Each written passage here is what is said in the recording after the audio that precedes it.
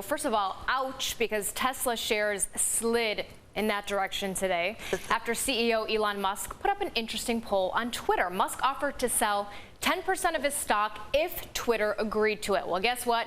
Twitter voted yes. Musk tweeted the poll Saturday. This after a recent proposal by Senator Ron Wyden of Oregon to tax investments every year for the country's billionaires. The Tesla CEO posed a question about selling stock on Twitter after reports that he pays little or no federal income taxes. Now, because he draws no salary as owner of the electric vehicle company, the only way for him to pay taxes personally is to sell that stock. More than 3.5 million Twitter users took the Tesla survey, and 58% voted for Musk to sell those shares. Musk has said he would follow the results of that Twitter poll, but has yet to officially respond, so we shall see. Okay. Amidst the sweat, there was a sweet moment during the New York City Marathon. Christopher Gluxian from Arizona took a little break from running to ask his girlfriend of 4 years to be his wife. There he goes. Yay! Christopher stopped to hug Wendy Macias, who was waiting at the 17-mile point. He got down on one knee, which I'm sure was a little painful, to ask her the big question. He says he had the ring in his pocket for 15 miles of the run, and then he put it on his own finger until he reached her. She said yes, by the way.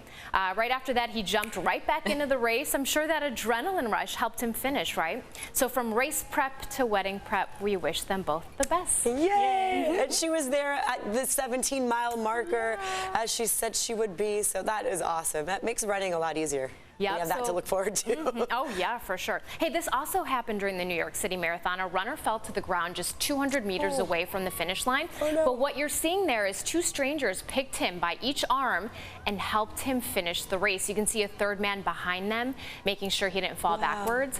The marathon celebrated its 50th installation yesterday with more than 30,000 athletes from around the world. I scoured the internet for the names of this runner and the people.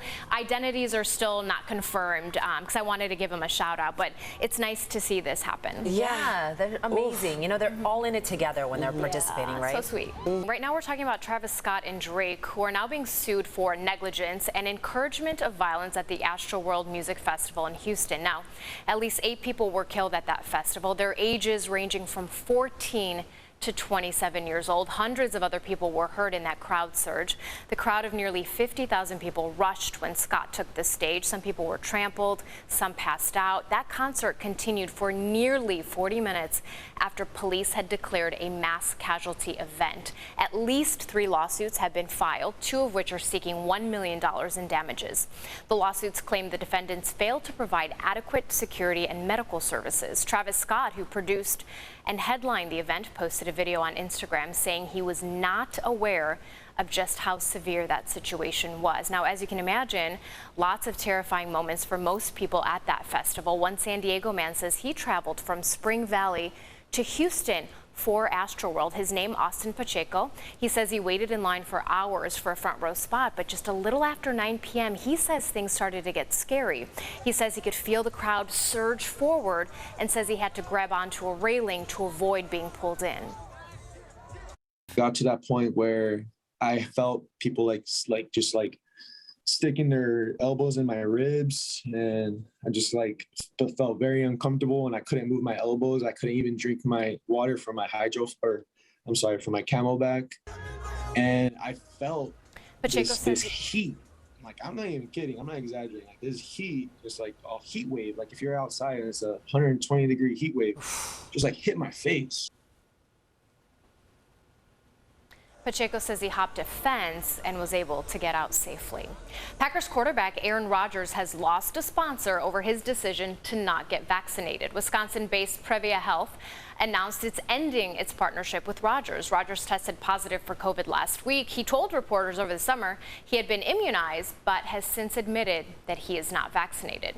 A chance to chow down is back on the table in Vegas last March when Sin City shut down. So did all those buffets, 60 of them. So those are now starting to reopen, apparently. If you walk through our buffet, you will have exactly that sensory overload. You don't know where to start, where to begin. I hope they put up more sneeze guards and precautions. 11 Vegas buffets are now ready to take on hungry people once again. So, you know, while millions every year may leave Vegas poorer, apparently less of you will leave hungry. I'm sorry, when it comes to buffets, I never know where to start. There's just so much. Yes, it's overwhelming, but I do love a good buffet. I mean, and they're not cheap ones, right? Like, they're like $80 to $100, but you can spend 5 hours in there. That is true. Yeah. All right, Jenny. Well, thank you very much. You're welcome.